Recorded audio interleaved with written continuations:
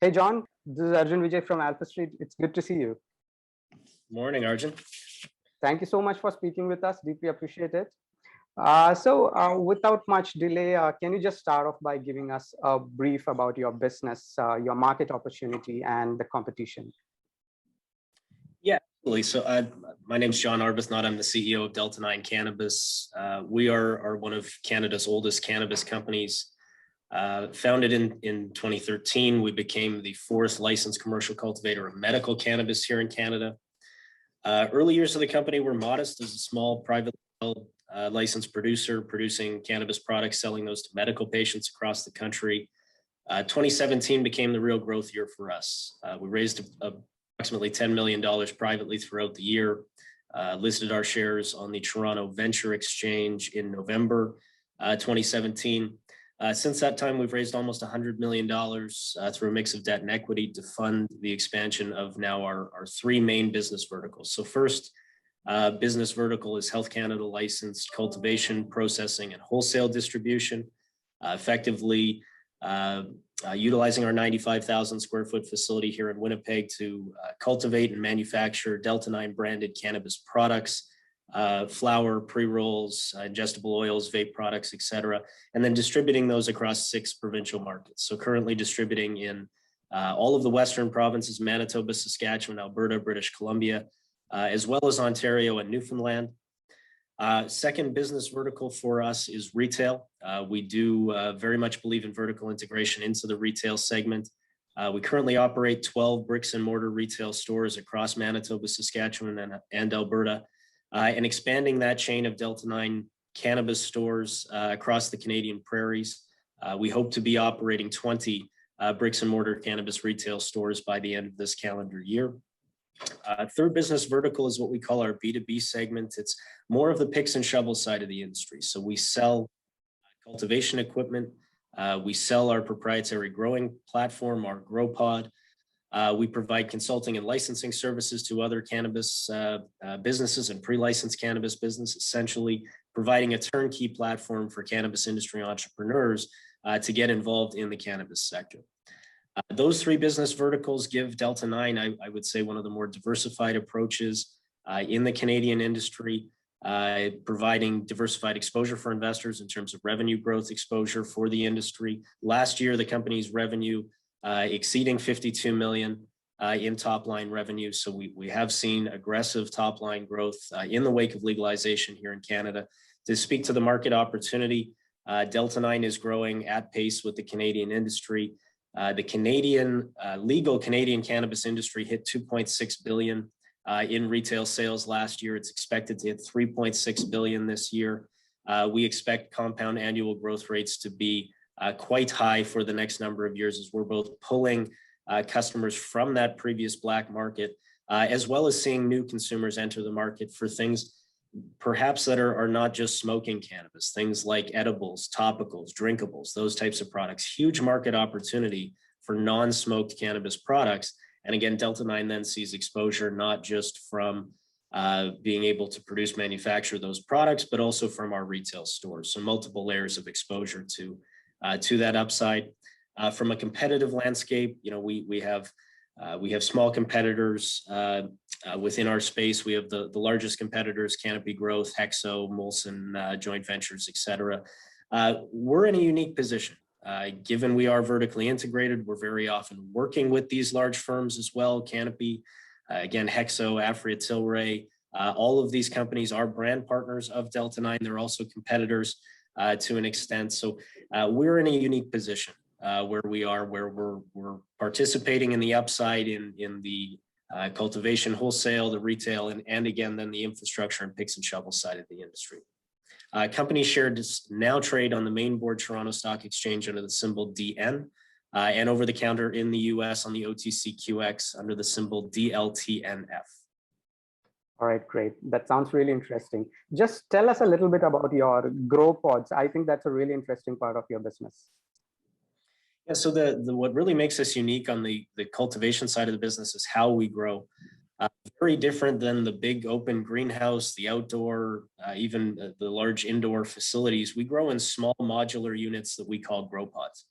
Effectively, they're retrofitted shipping containers. So we take your standard 40-foot high cube shipping container. We install customized wall panels, electrical, lighting, HVAC security systems, everything modular. They're also stackable. So we grow on multiple levels within our facility. A lot of the positioning here is around control of that environment. The better level of control that we have over the growing environment, the more we're able to dial in those factors like temperature, humidity, light intensity, CO2 saturation. All of this leads to a higher quality output cannabis product. So our focus is really on being in the premium segment, producing high potency, high quality cannabis flower using this grow pod platform. We currently have 297 of these grow pods licensed within our facility and under operation, producing Delta 9 branded products. As I mentioned, we also sell these pods to third parties. So we've now set up almost 24 facilities across North America, mostly focused on Canada in the early evolution of that B2B business. We've now started to push that into the United States as well. Last year, building out facilities in Michigan and Maine. And really, we see this grow pod as not only a platform for our own cultivation success, but a platform that we can put in any jurisdiction around the world and know that we're producing a high quality and standardized output product. Wonderful. And I also understand that it's a low-cost style of production for cannabis. It is relatively inexpensive from a CapEx perspective. We weigh the cost of expansion using this type of modular system versus purpose-built facilities, and we're very often a fraction of the CapEx per foot. So there's a strong value proposition for ourselves. There's a strong value proposition for those who are buying the pods for their own operation in their own facilities. Then we talk operating expenses. We've been able to drive a very lean operating model behind these pods. We report out quarterly key performance indicators for all of our varying business segments. One of the main ones that we focus on with investors is cost per gram of production. So what does it actually cost us to produce that gram of cannabis flower? As of Q1 this year, we were able to drive that cost down to 60 cents per gram. We've seen a consistent downward trend as the company has ramped up its production capacity over the last number of years. So you're not only seeing a relatively inexpensive CapEx model, you're also seeing that as you scale your facility, invest in automation of key processes, and really find those efficiencies, that this can not only be a platform that focuses on high quality, but also at low cost. All right, great. John, you're also among the few players in the cannabis space that is actually proving to be profitable. Why is that so? It's been our real focus around execution. When we listed our shares publicly in 2017, I think we did a little less than 1 million in revenue. The next year was 7.6 million, the year of legalization. The next year was 32 million. Last year, 2020, we were able to hit 52 million in top line revenue. We've seen that consistent driving top line growth from those three diversified business segments has been quite successful for us in a relatively new and uncertain industry. We've also focused on cost controls and gross margins. Last year, we were able to see adjusted EBITDA of about 3.8 million. And also free cash flow from operations of 1.5 million. So not only driving top line growth, but also seeing that we're able to contribute that to the bottom line in a meaningful way. So our focus is not only on growing the company, growing these three business segments, it's also on how can we demonstrate profitability for investors that are seeking Canadian cannabis companies that have that track record of profitability. Terrific. If you just look at your average selling price in both wholesale and retail units, you can possibly see a decrease over the past few quarters. What possibly led to this pricing pressure, and do you expect it to continue into the next few quarters? Yes, it's been well published in the Canadian cannabis space, the competitive landscape on the wholesale side. We initially saw insufficient supply in the industry, leading to relatively high prices. We've now seen the opposite happen, where a huge amount of capacity in cultivation came online across the industry. That's put significant downward pressure on pricing. You will see in our quarterly KPIs that we have leveled out, I'll say, around the $3 to $3.50 per gram mark in wholesale over the last few quarters. So it looks like we're starting to find the bottom, starting to find some price stability in the industry, which obviously is good for ourselves and good for the industry as a whole. That I think we have now found a level that is sustainable. And obviously then that focus on production cost comes into play, where we need to focus on how do we produce our cannabis for cheaper in order to make money at these levels of prices. The retail side, likewise, we've seen more stores coming online. We've seen prices come down as products have become more available in the wholesale market. And a lot of this is companies like ourselves just trying to drive competition with that black market. You know, again, I mentioned 2.6 billion in annualized retail sales last year. We still only feel that that's about 40 to 50% of today's market potential for the Canadian cannabis market, with a lot of that unfound potential still accessing the black market. Well, how do we get competitive with black market? We get competitive on price, on quality of products, and on the scope of products available in these retail stores. So we've looked to do our job in terms of driving that competition. You obviously see huge volume of revenue now coming in through our retail stores. Customers are starting to come in from that black market. I think similar commentary to the wholesale industry. We found, I think, a level of price competition that's competitive with black market, but also that's starting to find stability, that we're not going to see significant downward pressure from here. But overall, speaks to the challenging market environment that we've seen in the Canadian cannabis industry over the last 2 to 3 years. All right. John, you mentioned about weed-based edibles market. How are you playing the space? Yeah, so edibles has been an interesting space to watch. Initially, again, products undersupplied from producers across the space, and very difficult to keep consistent supply on store shelves. At the same time, seeing, I would say, healthy demand from consumers coming in. We're starting to find, I think, a little bit more traction in this market. Products have become increasingly available from suppliers. So now it's not uncharacteristic to walk into a Delta 9 store and see several different SKUs of chocolates, several different SKUs of the soft chews, the gummy based products, starting to see increased supply in drinkables, those types of platforms as well. As that supply has become more consistent, again, prices are coming down.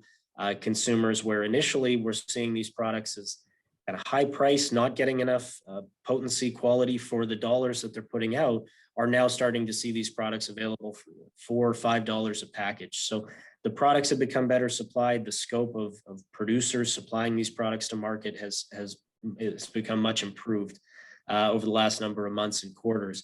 Really, our approach on a lot of these 2.0 or derivative product segments has been take a little bit of a wait and see approach, see how the market develops, and then ultimately look to get into manufacturing those products or distributing those products under our brand, but working with white label suppliers to do that.